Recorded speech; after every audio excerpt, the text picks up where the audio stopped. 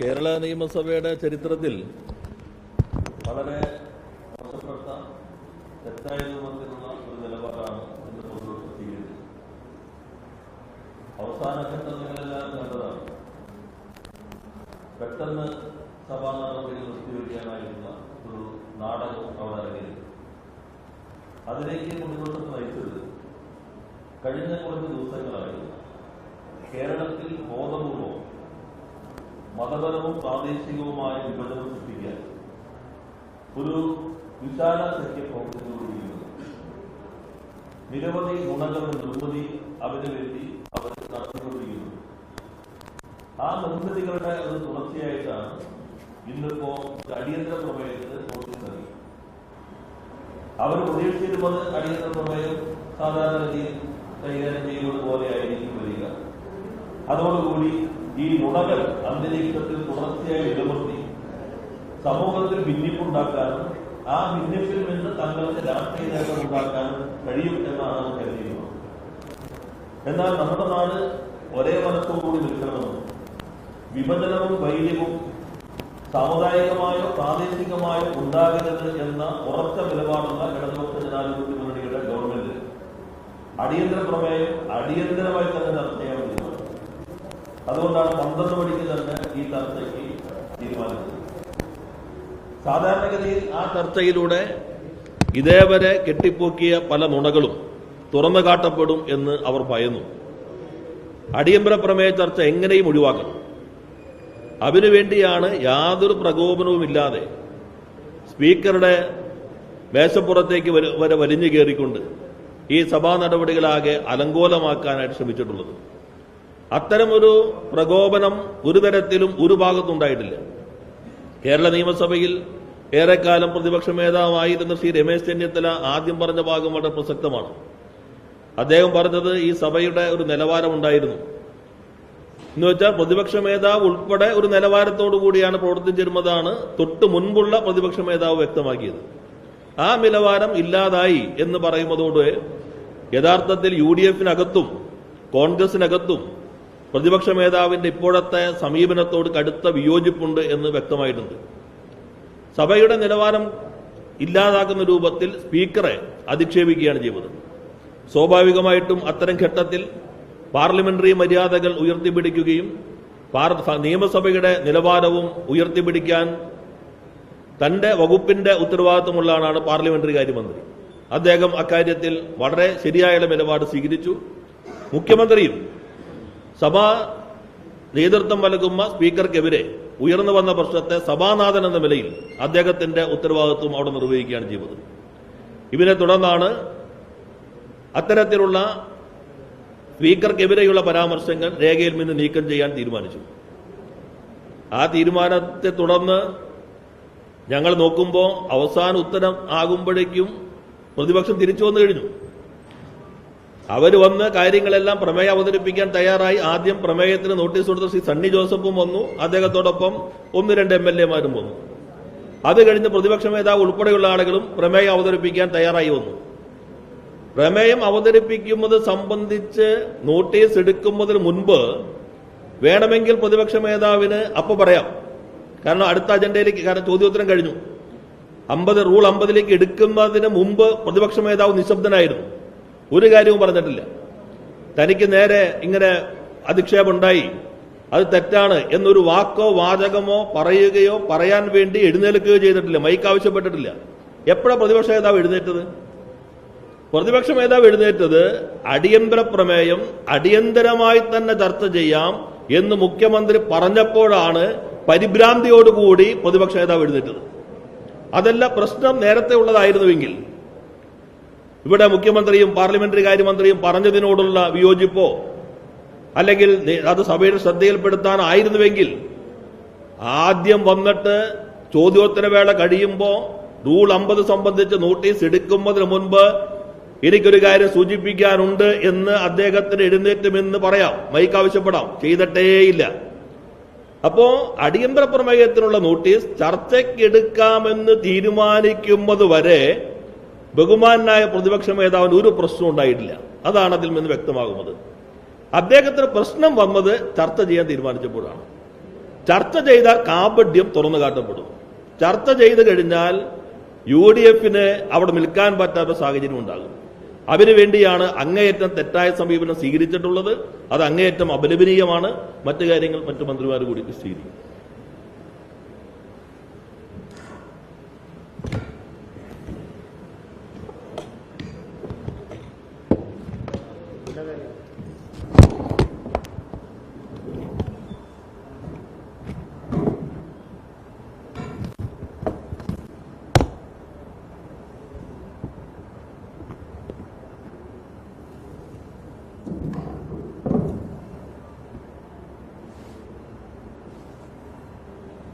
ബഹുമാനപ്പെട്ട വ്യവസായ നിയമവകുപ്പ് മന്ത്രി പറഞ്ഞതുപോലെ പ്രതിപക്ഷം ഇന്ന് തുറന്നു കാണിക്കപ്പെട്ടിരിക്കുകയാണ്. ഇതുവരെ കഴിഞ്ഞ കുറച്ച് ദിവസമായി പ്രതിപക്ഷം കെട്ടിപ്പൊക്കിക്കൊണ്ടുവന്ന നുണക്കോട്ടകളെല്ലാം നിയമസഭയുടെ തലത്തിൽ ഫ്ലോറിൽ തകർന്നടിയുന്ന കാഴ്ചയാണ് നമ്മൾ കണ്ടത്. മാത്രമല്ല, ആ നുണകൾ കൊണ്ട് പിടിച്ചു നിൽക്കാൻ കഴിയാതെ ആത്മവിശ്വാസം നഷ്ടപ്പെട്ട പ്രതിപക്ഷം ഭീരുക്കളെപ്പോലെ സഭയിൽ നിന്ന് ഇറങ്ങി ഓടുന്ന കാഴ്ചയും നമ്മൾ കണ്ടു. അതോടുകൂടി കേരളത്തിലെ ജനങ്ങളുടെ മുമ്പിൽ പ്രതിപക്ഷം പൂർണ്ണമായി തുറന്നു കാണിക്കപ്പെട്ടിരിക്കുന്നു. ഈ സർക്കാരിന്റെ ആത്മവിശ്വാസമാണ് മുഖ്യമന്ത്രി പ്രകടിപ്പിച്ചത്. ഇവിടെ ശ്രീ പി രാജീവ് പറഞ്ഞല്ലോ, അവരൊട്ടും പ്രതീക്ഷിച്ചതല്ല. അവർ പ്രതീക്ഷിച്ചത് ഈ അടിയന്തര പ്രമേയം ചർച്ചയ്ക്കെടുക്കാൻ ഒരിക്കലും ഗവൺമെന്റ് തയ്യാറാവില്ല എന്നതാണ്. മുഖ്യമന്ത്രിയെ കടന്നാക്രമിക്കാം എന്നാണ്. മുഖ്യമന്ത്രി പറഞ്ഞത് സാധാരണത്തേതുപോലെ ചർച്ച ചെയ്യാമെന്ന് മാത്രമല്ല, സാധാരണ അടിയന്തര പ്രമേയം ചർച്ച ചെയ്യാൻ സഭ 1 മണിക്കാണ് എടുക്കുക. 1 മണിക്കാണ് എടുക്കുക. മുഖ്യമന്ത്രി പറഞ്ഞു അടിയന്തരമായി ചർച്ച ചെയ്യണം.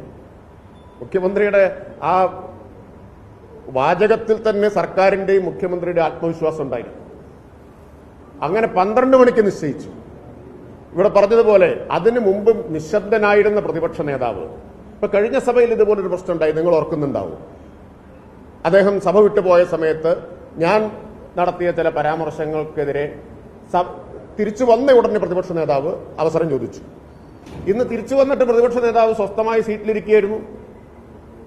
ഒരു പ്രതികരണം അദ്ദേഹത്തിന്റെ ഭാഗത്തുനിന്നുണ്ടാവുന്നില്ല. അതിനിടയിൽ ഞാൻ അദ്ദേഹത്തിന് മറ്റൊരു കാര്യം സംബന്ധിച്ചൊരു കുറിപ്പ് കൊടുക്കുന്നുണ്ട്, അത് അദ്ദേഹം വായിക്കുന്നുണ്ട്. അപ്പോൾ ആ സമയത്തൊക്കെ അദ്ദേഹം ശാന്തനായിട്ടും സ്വസ്ഥനായിട്ടും ഇരിക്കുകയാണ്. മുഖ്യമന്ത്രി ഇത് ചർച്ചയ്ക്കെടുക്കാമെന്ന് പറഞ്ഞതോടുകൂടി പ്രതിപക്ഷത്തിന്റെ ആത്മവിശ്വാസം മുഴുവൻ ചോർന്ന് പരിഭ്രാന്തിയിലായി.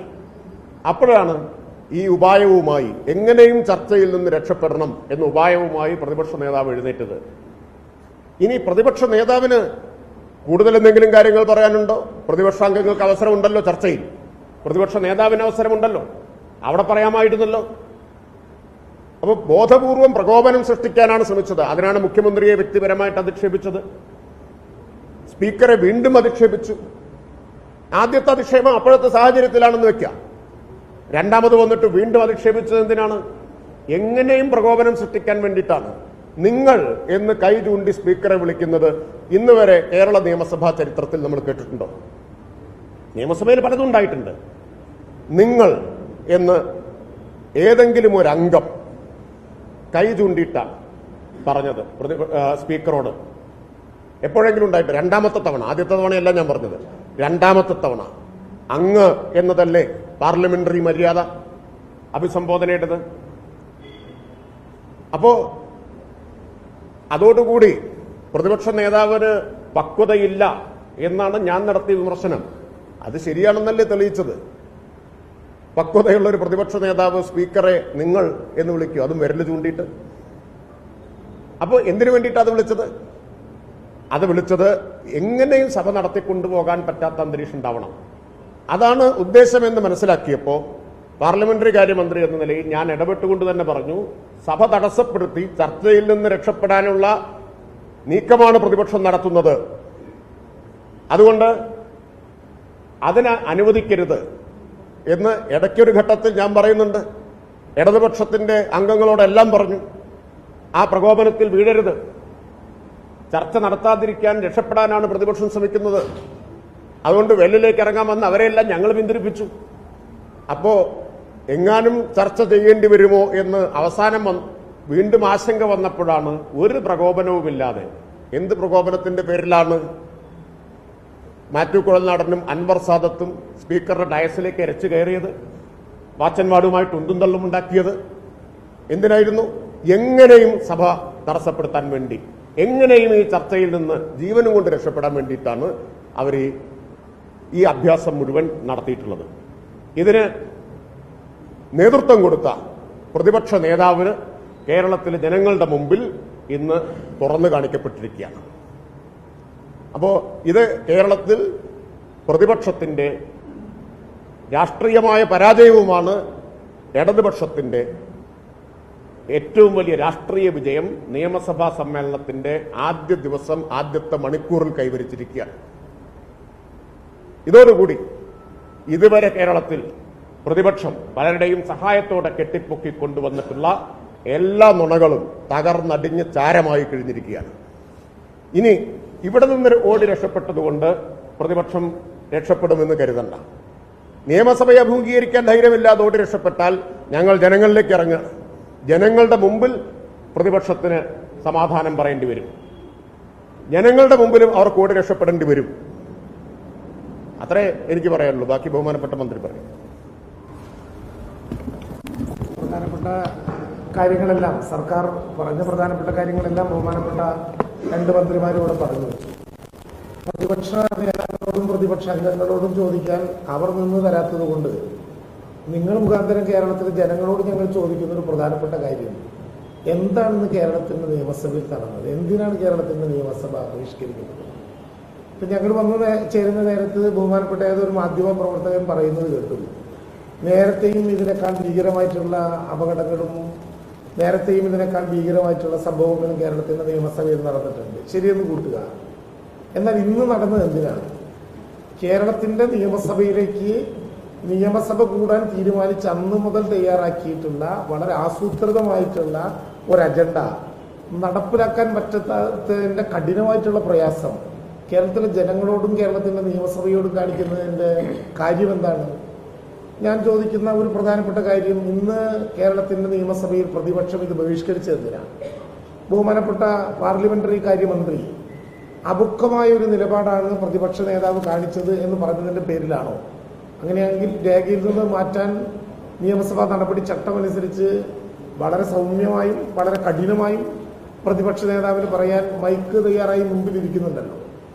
എങ്ങനെയാണ് ഈ രാവിലെ നടക്കുന്ന അടിയന്തര പ്രമേയത്തിന്റെ അവതരണാനുമതി നിഷേധിക്കപ്പെടുന്ന ഘട്ടത്തിൽ അങ്ങനെ ഘട്ടമുണ്ടായാൽ അതിൽ ഉയർത്താൻ തീരുമാനിച്ച് തയ്യാറാക്കി വെച്ചിട്ടുള്ള ബാനറുകൾ രാവിലെ തന്നെ ഉയർന്നത് എന്തുകൊണ്ടാണ്? അപ്പോൾ ഒരു കാര്യം വളരെ ഉറപ്പാണ്, നിങ്ങളെ പലരും നമ്മളെല്ലാവരും തമ്മിൽ ബന്ധമുള്ളത് കൊണ്ട് ബഹുമാനപ്പെട്ട പ്രതിപക്ഷത്തിന് വാഗ്ദാന ലംഘനത്തിനൊരു പ്രശ്നമുണ്ട്. കഴിഞ്ഞ 2 ദിവസമായി നിങ്ങൾ മാധ്യമപ്രവർത്തകരോടെല്ലാം പറഞ്ഞതുപോലെ കൃത്യസമയത്ത് തന്നെ ഇത് അലമ്പാക്കി പുറത്തു വന്ന് പത്രസമ്മേളനം നടത്താനുള്ള അല്ലെങ്കിൽ പത്രക്കാരെ കണ്ട് പറയാനുള്ള വാഗ്ദാനം ലംഘിക്കപ്പെടുമോ എന്ന പേടിയുള്ളത് കൊണ്ട് നിങ്ങളോട് പറഞ്ഞ പലരോടും സ്വകാര്യമായി പറഞ്ഞ വാക്ക് പാലിക്കുക എന്ന ലക്ഷ്യം വെച്ചുകൊണ്ടായിരിക്കും രാവിലെ ഇത് നിഷേധിക്കപ്പെട്ട ഒരു ഘട്ടവും ഇല്ലാതിരിക്കെ. സാധാരണ അടിയന്തര പ്രമേയത്തിന് അവതരണാനുമതി നിഷേധിക്കുന്നു, ചർച്ചയ്ക്കെടുക്കുന്നില്ല എന്നുള്ളതാണ് പ്രശ്നം. ഇന്ന് ചർച്ചയ്ക്കെടുത്തു, ആവശ്യമായ സൗകര്യമുണ്ട്. ഇനി പ്രതിപക്ഷത്തിന്റെ ഒരു പ്രതിഷേധം ഉയർത്താനുള്ള നേരവുമുണ്ട്. ഞാൻ അതൊന്നും കണക്കാക്കാതെ വളരെ ബോധപൂർവം ഈ പ്രശ്നങ്ങളിൽ നിന്ന് രക്ഷപ്പെടാനും ഇത് ചർച്ച ചെയ്താൽ പറയാൻ ബാക്കിയുള്ളതെല്ലാം ഭരണപക്ഷം പറയും എന്ന പേടി കൊണ്ട് തന്നെ പ്രതിപക്ഷം ഇത് ബഹിഷ്കരിക്കുന്നു. ഇത് കേവലം ഒരു നിയമസഭാ ബഹിഷ്കരണമല്ല, കേരളത്തിന്റെ ജനാധിപത്യത്തിനോടുള്ള കടുത്ത വെല്ലുവിളിയാണ്. സഭയുടെ നടുത്തളത്തിലിറങ്ങിയതും സഭയുടെ സ്പീക്കറുടെ ചേംബറിൽ കയറിയതുമായിട്ടുള്ള മുന്നനുഭവങ്ങളുണ്ട്, ശരിവെക്കുന്നു. ഏതെങ്കിലും വിധത്തിൽ അതിന് അനുസൃതമായിട്ടുള്ള ഒരു പ്രതിഷേധ ശബ്ദം ഉയരേണ്ട വിധത്തിൽ ഏതെങ്കിലും പ്രകോപനം ഉണ്ടായോ? നിങ്ങൾ പൂർണ്ണമായും കേട്ടു നിന്നതല്ലേ? പ്രതിപക്ഷ നേതാവിന്റെ എല്ലാ ദിവസത്തെയും രാവിലത്തെ പ്രാർത്ഥന അദ്ദേഹം ഇന്നാണ് വെളിപ്പെടുത്തിയത്, ദീർഘമായ ഒരു കാലത്തിന് ശേഷം. അങ്ങനെയാണോ ഒരു സഭയിൽ അദ്ദേഹത്തെക്കുറിച്ച് അഭിപ്രായ വ്യത്യാസം ആരെങ്കിലും ഉന്നയിച്ചാൽ അങ്ങനെയാണോ അതിനോട് പ്രതികരിക്കാവുന്ന ഒരു സംവിധാനം? ഇത് ഞങ്ങൾ നിങ്ങളോടല്ല, നിങ്ങൾ മുഖാന്തരം നേരത്തെ ബഹുമാനപ്പെട്ട പാർലമെന്ററി കാര്യ വകുപ്പ് മന്ത്രി പറഞ്ഞതുപോലെ ഞങ്ങളുടെ ചോദ്യത്തിന് നിന്ന് തരാൻ തയ്യാറാവാത്ത പ്രതിപക്ഷത്തിനോട് ചോദിക്കാൻ പറ്റാത്തത് കൊണ്ട് ഭരണപക്ഷവും പ്രതിപക്ഷവും ഉൾപ്പെടുന്ന ഞങ്ങളെ 140 പേരെയും ജയിപ്പിച്ച കേരളത്തിലെ ജനങ്ങളോട് നിങ്ങൾ മുഖാന്തരം ഞങ്ങൾ ചോദിക്കുന്ന ചോദ്യമാണ്. ഇതുകൊണ്ട് സഭ അവസാനിപ്പിക്കുമെന്നോ സഭയിൽ ഉന്നയിക്കുന്ന പ്രശ്നങ്ങളിൽ നിന്ന് ഞങ്ങൾ ഒളിച്ചോടുമെന്നോ ആരെങ്കിലും തെറ്റിദ്ധരിച്ചാൽ ആ അജണ്ട ഈ നിയമസഭയിൽ വിലപ്പോകാൻ പോകുന്നില്ല. ഉന്നയിക്കപ്പെട്ട എല്ലാ ചോദ്യങ്ങൾക്കും മറുപടി പറയാൻ തയ്യാറായിക്കൊണ്ട് തന്നെയാണ് കേരളത്തിന്റെ ജനങ്ങളെ അഭിസംബോധന ചെയ്യാൻ ഗവൺമെന്റ് തീരുമാനിച്ചത്. വളരെ പ്രധാനപ്പെട്ട ഒരു ബില്ല് ചർച്ച ചെയ്ത് സബ്ജക്ട് കമ്മിറ്റിക്ക് അയക്കേണ്ട നടപടിക്രമമുള്ളൊരു ഘട്ടമായിരുന്നു ഇത്. ആ ബില്ലിൽ ധാരാളമായി സംസാരിക്കാൻ അവസരമുണ്ട്. ബില്ലിന് സമയക്രമമില്ല. 12 മണി മുതൽ നമുക്ക് അടിയന്തര പ്രമേയത്തിന്റെ 2-3 മണിക്കൂർ നേരം നീണ്ടു നിൽക്കുന്ന ചർച്ചയ്ക്ക് അവസരമുണ്ട്. ഇതൊന്നും ഉപയോഗിക്കാത്ത വിധത്തിൽ രക്ഷപ്പെട്ടു എന്നത് പോട്ടെ, കേരളത്തിന്റെ ജനാധിപത്യത്തിനോട് ഇത്ര കടുത്ത വെല്ലുവിളി നടത്തുന്ന നടപടിയിൽ ശക്തമായിട്ടുള്ള പ്രതിഷേധം ഈ ഘട്ടത്തിൽ രേഖപ്പെടുത്തുകയാണ്.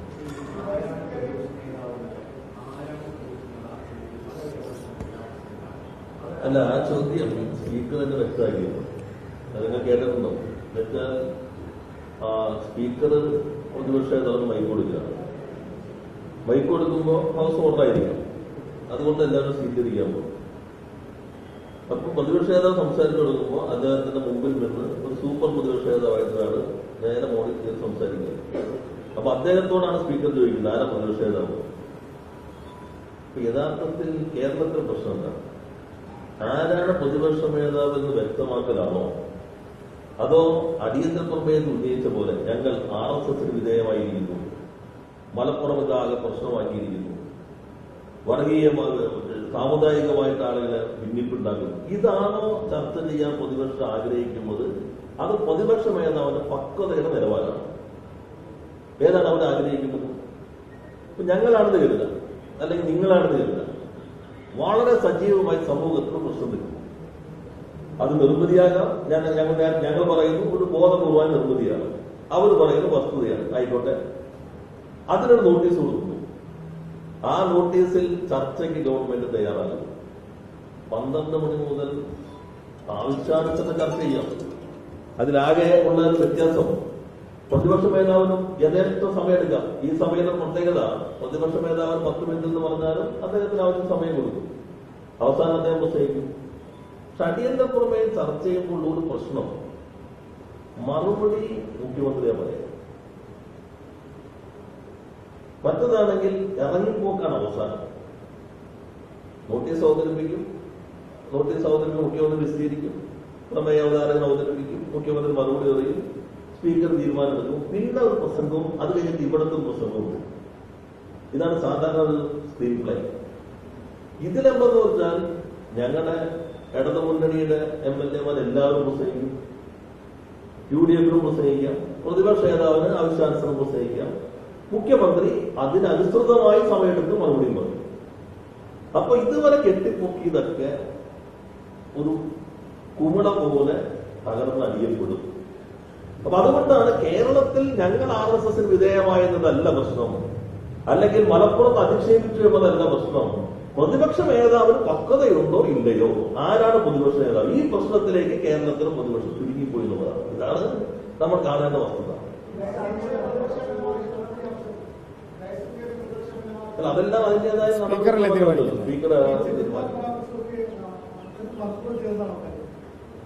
അല്ല, ഈ കാപ്പട്ടിക്കാർക്ക് പെട്ടെന്ന് നിലതെറ്റിപ്പോ വസ്തുത പറഞ്ഞില്ല. അതൊക്കെ പറ്റാ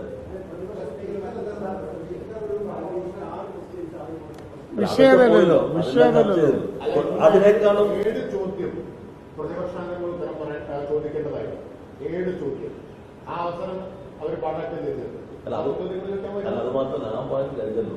പ്രതിപക്ഷത്തിന്റെ ചോദ്യം സ്റ്റാറായി വന്നതിനേക്കാൾ അപ്പുറത്തല്ലേ സ്റ്റാറിൽ എന്ത് സംഭവിക്കും? സ്റ്റാറിൽ ഈ ചോദ്യം വന്നു തരില്ല. ഒരു മറുപടി, ഒരു ഉപചോദ്യം, വേറൊരു ഉപചോദ്യം, തീർന്നല്ലോ. ഇതോ പ്രതിപക്ഷത്തിന് സംസാരിക്കാൻ പറ്റും.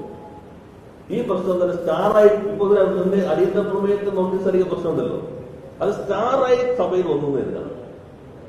ഈ ക്വസ്റ്റിന്റെ പ്രാധാന്യം പരിഗണിച്ചിട്ട് പ്രതിപക്ഷ നേതാവ് പ്രത്യേക പരിഗണന നൽകി സംസാരിക്കാൻ സഭാ ചട്ടങ്ങൾ വകുപ്പില്ലല്ലോ. ആ വകുപ്പ് കൂടെ തുറന്നു കിട്ടിയേക്കല്ലേ. എത്ര നന്നായി പ്രസംഗിക്കാൻ പറ്റും. നല്ല പ്രാസംഗികരല്ലോ എല്ലാവരും. അതെല്ലാം പറയാമല്ലോ. ഞങ്ങളെ കുറിച്ചുള്ളതെല്ലാം പറയാം. നിങ്ങൾ തയ്യാറാക്കിക്കൊണ്ടിരിക്കുന്ന കാര്യങ്ങളെല്ലാം പറയാം. അതെല്ലാം വിശദീകരിക്കാം. ഞങ്ങൾ മറുപടി കൂടി പറയും. അത്ര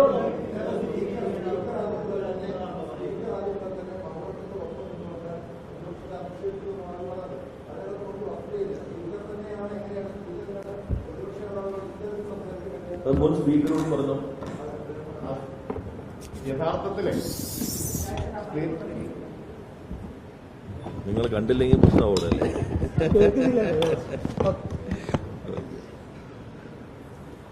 യഥാർത്ഥത്തിൽ സ്പീക്കർ പ്രതിപക്ഷ നേതാവിനെ സംരക്ഷിക്കാൻ ശ്രമിക്കുകയാണ് ചെയ്തത്. പ്രതിപക്ഷ നേതാവ് ആവശ്യപ്പെട്ട എല്ലാ സമയത്തും മൈക്ക് കൊടുത്തു. അസാധാരണമാണ് ഒരു കാര്യം പ്രതിപക്ഷ നേതാവ് പറഞ്ഞു, മുഖ്യമന്ത്രി പറഞ്ഞു, അവിടെ തീരും. അങ്ങനെയാണ് സാധാരണ. അത് കഴിഞ്ഞ് വീണ്ടും പ്രതിപക്ഷ നേതാവ് എണീറ്റു, അപ്പോഴും മൈക്ക് അനുവദിച്ചു. അപ്പൊ ഞങ്ങളെല്ലാം ചോദിക്കുന്നുണ്ട്, ഇത് ഡിബേറ്റ് അല്ലല്ലോ, ഡിബേറ്റ് വരാനിരിക്കല്ലേ? വീണ്ടും അതിന് മുഖ്യമന്ത്രി മറുപടി പറഞ്ഞു. വീണ്ടും പ്രതിപക്ഷ നേതാവ് എണീറ്റു. ഏത് സമയത്താണ് പ്രതിപക്ഷ നേതാവിന് മൈക്ക് കൊടുക്കാതിരുന്നത്? അസാധാരണമായ നിലയിൽ ഇന്ന് പ്രതിപക്ഷ നേതാവിന് അവസരം കൊടുത്തു.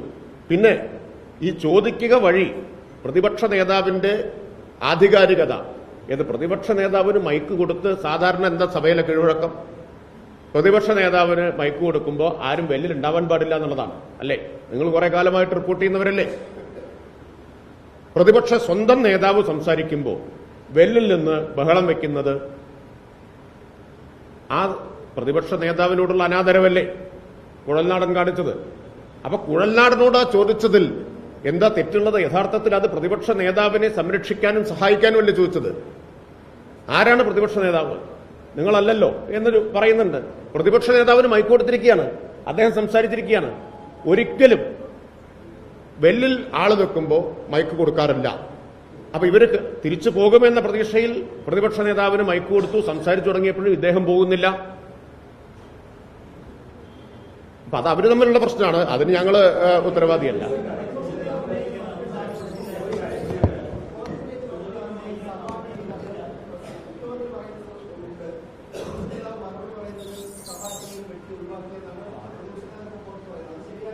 ഞങ്ങളിപ്പോ നിങ്ങളെ അഭിസംബോധന ചെയ്തതിന്റെ പ്രശ്നം ഇഷ്ടംപോലെ നേരമുണ്ടല്ലോ. ഞങ്ങളെല്ലാം കേരളത്തിലുള്ളതല്ല. ഓരോന്നിനും ബഹുമാനപ്പെട്ട സ്പീക്കർ ഉൾപ്പെടെയുള്ള ആളുകൾക്ക് മറുപടി പറയാം. ഇവിടെ കമലേഷ് ചോദിച്ച പോലെ പ്രതിപക്ഷ നേതാവ് ആരാണെന്ന് ചോദിച്ചതാണ് പ്രതിപക്ഷ നേതാവിന്റെ പ്രബോധനമെങ്കിൽ ഇവിടെ വന്നിരുന്ന് ഇപ്പോ കമലേഷും അരുണും PG സുരേഷും കൂടി ഒരുമിച്ച് ഞങ്ങളോട് ചോദ്യം ചോദിച്ചാൽ ആരാണ് ഏഷ്യാനെറ്റ് പ്രതിനിധി എന്ന് സ്വാഭാവികമായിട്ട് ഞങ്ങൾ ചോദിക്കില്ലേ? ഞങ്ങൾ മൂന്നാളും ഒരേ സമയം അഭിപ്രായം പറഞ്ഞാൽ ആരാണ് സർക്കാരിന് വേണ്ടി മറുപടി പറയുന്നതെന്ന് കമലേഷ് ചോദിക്കില്ലേ? ഇതുപോലെ ഒരു ചോദ്യം ബഹുമാനപ്പെട്ട സ്പീക്കർ ചോദിച്ചായി കരുതിയാൽ മതിയല്ലോ. സാധാരണ നിലയിൽ നിങ്ങൾ കാണേണ്ട ഒരു കാര്യം എന്താ? ഇന്ന് സഭയിൽ നടന്ന പരിപാടികളുടെ പൂർണ്ണമായിട്ടുള്ള വിഷ്വൽസ് നിങ്ങൾ ബഹുമാനപ്പെട്ട മാധ്യമ പ്രവർത്തകരോട് പറയുന്നു, നിങ്ങളൊന്ന് കാണുക. എത്ര സഭ TV, ഇപ്പൊ പറഞ്ഞ സഭ TV ഉണ്ടല്ലോ, സഭ TV കാണാം. അല്ല, ഞാൻ പറഞ്ഞ സഭ TVയിൽ കാണാം. അല്ലെങ്കിൽ നമുക്ക് നേരിട്ട് ഞാനൊന്ന് പറഞ്ഞോട്ടെ, നേരിട്ട് മാധ്യമങ്ങൾക്കുള്ള ഗാലറിയിലുള്ള നിങ്ങളുടെ അംഗങ്ങളോട് വിശ്വാസമായി ചോദിച്ചാൽ മനസ്സിലാകും എത്ര ഭീകരമായ പ്രകോപനമാണ് ഉണ്ടാക്കിയത്. ആ പ്രകോപനത്തിന്റെ അജണ്ടയ്ക്ക് ഭരണപക്ഷം അവസരം ഉണ്ടാക്കിയില്ല എന്നുള്ളതാണ് ഇപ്പോൾ ഞങ്ങൾ ചെയ്തൊരു കുറ്റമായിട്ട് കാണേണ്ടത്. എത്ര ദൃശ്യങ്ങളുടെ കമലേഷ്, ദൃശ്യങ്ങളുടെ ഇപ്പോ നമ്മുടെ മുഖ്യം അത് ആ ഭാഗം നമുക്ക് വേറെ എടുക്കാം. ഞാൻ പറഞ്ഞു, നമ്മളിപ്പോ അടിയന്തര പ്രമേയ ചർച്ചയ്ക്ക് എടുത്തിരുന്നെങ്കിൽ നിങ്ങൾക്ക് വള്ളി പുള്ളി 2-3 റിപ്പോർട്ടർമാരൊക്കെ വരുമല്ലോ. ഒരാളിടയ്ക്ക് പുറത്തേക്ക് ഇറങ്ങും, ഇതുവരെയുള്ള ഇതാണ്, ബാക്കി ഇത് കൊടുക്കുന്ന കൂട്ടത്തിൽ തന്നെ കൊടുക്കുമല്ലോ. നിങ്ങളുടെ 2-3 മണിക്കൂർ ലൈവല്ലേ പോയത്? നിങ്ങൾക്ക് ഫുൾ ലൈവ് കൊടുക്കാൻ വരുന്നല്ലോ. പ്രതിപക്ഷ നേതാവിന്റെ എല്ലാ വാദങ്ങളും 10-40 മിനിറ്റൊക്കെ അദ്ദേഹം ചുരുങ്ങിയ സമയം പ്രസംഗിക്കുമല്ലോ. അതെല്ലാം കൊടുക്കാമല്ലോ. മുഖ്യമന്ത്രിയുടെ കൊടുക്കേണ്ടി വരും. അത്ര മാത്രം പ്രശ്നമുള്ളൂ.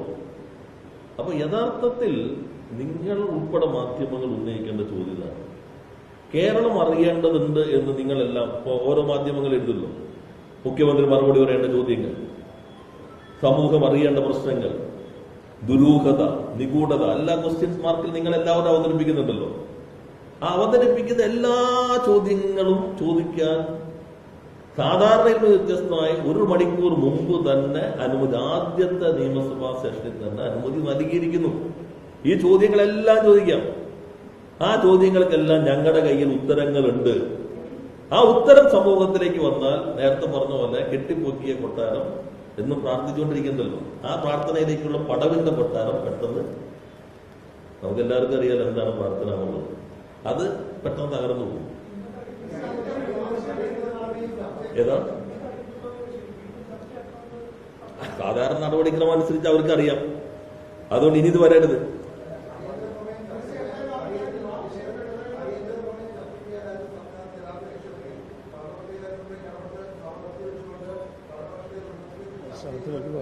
ഏത് സ്പീക്കറുടെ ഡയസിന്റെ മോളിൽ കയറിയിരിക്കുമ്പോഴാണ് സഭ വർദ്ധിക്കുന്നത്. നല്ല ചോദ്യം. നിങ്ങളൊക്കെ നിഷ്പക്ഷ മാധ്യമ പ്രവർത്തകരാണെന്ന് അവകാശപ്പെടുകയെങ്കിലും ചെയ്യുന്നുണ്ടെന്ന് മറന്നുപോയി ചോദ്യമൊക്കെ ചെയ്യാൻ. എന്താണ് ഈ ചോദ്യത്തിന്റെ അർത്ഥം? സ്പീക്കറുടെ ഡയസിലേക്ക് ഇടിച്ച് കയറിയ പ്രതിപക്ഷമല്ല ഉത്തരവാദി, സ്വന്തം സീറ്റിൽ എഴുന്നേറ്റ് നിന്ന ഭരണപക്ഷമാണെന്നാണോ? എവിടം വരെ ഇതൊക്കെ ആളുകൾ കാണുന്നില്ല ഈ ചോദ്യം ചോദിക്കുന്നത്? ആവാം, ഉള്ളിൽ നിന്ന് അറിയാതെ വന്നു പോകുന്നതാവാം, അത് വിരോധമില്ല. പക്ഷെ നിഷ്പക്ഷത അവകാശപ്പെടുന്നെങ്കിലും ഉണ്ടെന്ന് ഓർക്കണം. അല്ല, അത് മാത്രമല്ല, നിങ്ങൾ അല്ല ഒരു മിനിറ്റ് കൂടി നിങ്ങളെല്ലാവരും കുറെ കാലമായി നിയമസഭ നടപടി റിപ്പോർട്ട് ചെയ്തവരല്ലേ? അടിയന്തര പ്രമേയം എന്താണ്? ആരുടെ ആവശ്യം? ഞങ്ങളുടെ പ്രമേയമാണോ ചർച്ച ചെയ്യണമെന്ന്? സഭാ നടപടികൾ നിർത്തിവെച്ച് ചർച്ച ചെയ്യണമെന്ന് ആവശ്യം ആരുടെ? അതൊക്കെ ഒന്ന് ആലോചിച്ചിട്ടുണ്ട് ചോദിക്കുന്നത്. അല്ല, അവര് നോട്ടീസ് കൊടുക്കുക, അവരുടെ നോട്ടീസ് ചർച്ച ചെയ്യാന്ന് സർക്കാർ സമ്മതിക്കുക, ആ നോട്ടീസ് ചർച്ച ചെയ്യാൻ വെച്ചപ്പോ ബഹളം ഉണ്ടാക്കുക, എന്നിട്ട് നിങ്ങൾ ചോദിക്കുകയാണ് നിങ്ങൾ ചർച്ചയ്ക്ക് അന്തരീക്ഷം ഒരുക്കണ്ടേ? അവിടുന്ന് ഒരു ചോദ്യം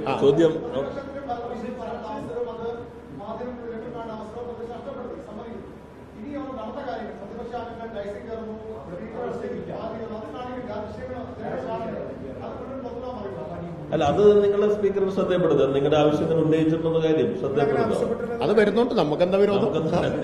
ഞങ്ങൾക്കെന്താ വിരോധം? നാട്ടുകാരൊന്ന് കാണട്ടെ, കായികക്ഷമത അറിയട്ടെ, നാട്ടുകാർ കാണട്ടെ അവരെന്തെല്ലാമാണ് അവിടെ കാണിച്ചത്. അവരുടെ അടിയന്തര പ്രമേയ നോട്ടീസ് അംഗീകരിച്ച ശേഷവും എന്നത് അത് പുറത്തു കൊടുക്കുന്നതിൽ ഞങ്ങൾക്ക് യാതൊരു എതിർപ്പില്ല. അല്ല, നമ്മൾ ഈ ഉപചോദ്യങ്ങളിൽ നിന്ന് അടുത്ത ഉപചോദ്യങ്ങളിലേക്ക് വേണ്ടി ഈ ഹൃദയഭാഗം നഷ്ടപ്പെടരുത്. ഇന്ന് ഇതാ പ്രധാനം.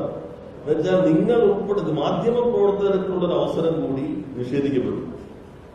മാധ്യമ പ്രവർത്തകരുടെ നിങ്ങൾ ഉന്നയിച്ച ചോദ്യങ്ങൾക്ക് പൊതുമണ്ഡലത്തിൽ ലഭിക്കേണ്ട ഇൻവെസ്റ്റിഗേഷൻ ടീമുകളുണ്ടല്ലോ നിങ്ങളെല്ലാവരും, അവർക്കൊരു അവസരം കൂടിയായിരിക്കും. കുറെ ദുരൂഹത, അതുവഴി ജനങ്ങളിൽ നിങ്ങൾ സൃഷ്ടിച്ച കുറെ ആശയക്കുഴപ്പങ്ങളുണ്ട്, അതെല്ലാം തുറന്നു കാട്ടപ്പെടും. അപ്പൊ നിങ്ങൾക്ക് ചിലപ്പോൾ ചിലർക്ക് വിഷമമുണ്ടാവും. അതായിരിക്കും ചിലപ്പോ ഞങ്ങൾ പറഞ്ഞത് അവിടെ മറുപടി വരുമോ എന്നത് നിങ്ങൾക്ക് തോന്നിയെന്ന് വരാം. ഇതൊരു അവസരമായിരുന്നു, അത് നിങ്ങൾ ശരിയായ രൂപത്തിൽ മനസ്സിലാക്കണം.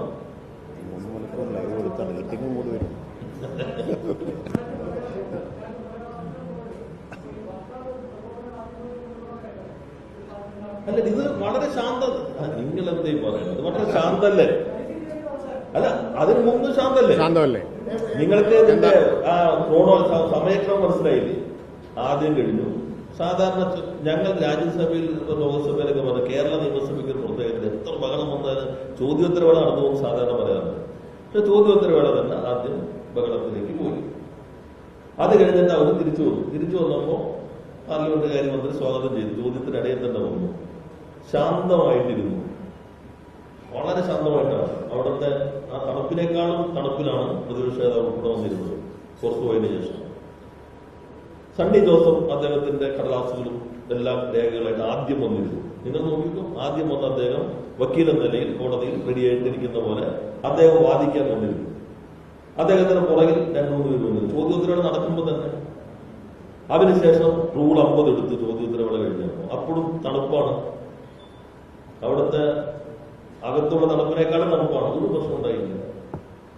അടിയന്തര പ്രമേയം അടിയന്തരമായി ചർച്ച ചെയ്യാന്ന് പറഞ്ഞപ്പോ പെട്ടെന്നൊരു ആശയക്കുഴപ്പമായി. ഉടൻ പ്രതിപക്ഷത്തിന്റെ ഉപനേതാവിനടുത്തേക്ക് ലീഗുകാർ വരുന്നു, ഇപ്പുറത്തേക്ക് പ്രതിപക്ഷത്തിന് പുറകിലേക്ക് ആളുകൾ വരുന്നു. എന്ത് ചെയ്യും എന്ന ആകെ പരിഭ്രാന്തിന് പെട്ടെന്ന് പ്രതിപക്ഷ നേതാവ് എഴുന്നേൽക്കുന്നു. എനിക്കൊരു കാര്യം പറയാണ്ടെന്ന് കണ്ടില്ലേ? ഇത്രയും മോശപ്പെട്ട രീതി നമ്മുടെ സഭയുടെ ചരിത്രത്തിലുണ്ടായിട്ടില്ല.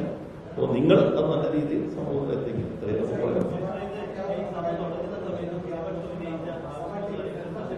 അല്ല അതൊക്കെ പറഞ്ഞല്ലോ, ആ ഭാഗം പറഞ്ഞല്ലോ. അതെ, നിങ്ങൾ പറഞ്ഞ കാര്യം ശ്രദ്ധപ്പെടുത്താന്ന് പറഞ്ഞല്ലോ.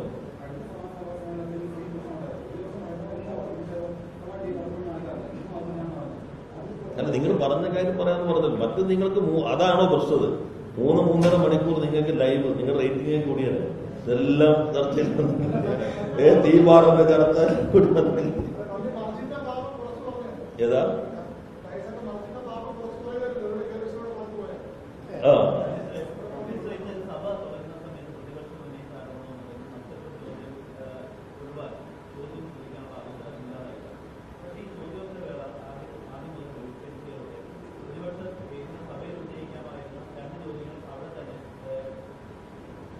അതാണ് നേരത്തെ പാർലമെന്റ് കാര്യമന്ത്രി പറഞ്ഞത്.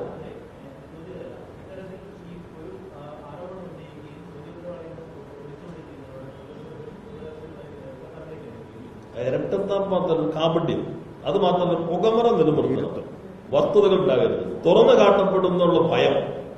അതാണ് നിയമസഭയുടെ ചരിത്രത്തിൽ പ്രതിപക്ഷം അവരവതരിപ്പിക്കാൻ ഉദ്ദേശിച്ചൊരു അടിയന്തര പ്രമേയത്തിൽ നിന്നും ഒളിച്ചോടിയ ഒരു പുതിയ ചരിത്രം സൃഷ്ടിച്ചിരിക്കുന്നു എന്നുള്ളതാണ്. സ്വന്തം അടിയന്തര പ്രമേയം ചർച്ച ചെയ്യാൻ അവസരം കിട്ടിയപ്പോ ഭയത്തോടുകൂടി ഒരു പ്രതിപക്ഷം ഒളിച്ചോടി എന്ന ആ അപഹാസ്യതയ്ക്കാണ് ഇന്ന് കേരളം സാക്ഷ്യം വഹിച്ചിട്ടുള്ളത്. ആദ്യമായിരിക്കും ചരിത്രത്തിൽ ആദ്യമായിരിക്കും. പ്രതിപക്ഷ നേതാവിനും ഈ നടപടിക്രമങ്ങളിൽ ഒരു പ്രത്യേകമായിട്ടുള്ള അദ്ദേഹത്തിന്റെ ഈ ഭാഗം പരാമർശിക്കപ്പെടുമായിരിക്കും. കാരണം സ്വന്തം അടിയന്തര പ്രമേയത്തിൽ ഒളിച്ചോടിയതിന്റെ ഒരു ഭാഗം നിയമസഭയുടെ നടപടിക്രമങ്ങളുടെ ചരിത്രത്തിൽ ഒരു സവിശേഷ അധ്യായം സംഭാവന ചെയ്ത് അപമാനം കൂടി പ്രതിപക്ഷത്തിന് അർഹതപ്പെടുന്നതാണ്. മാത്രമല്ല, ഇനി ഈ സഭാ സമ്മേളന കാലത്ത് സഭയിൽ തന്നെ അവർ വരാൻ ധൈര്യപ്പെടുമെന്ന് എനിക്കറിയില്ല. വന്നാൽ പോലും ഇനി അടിയന്തര പ്രമേയമായിട്ട് വരാൻ സാധ്യതയില്ല.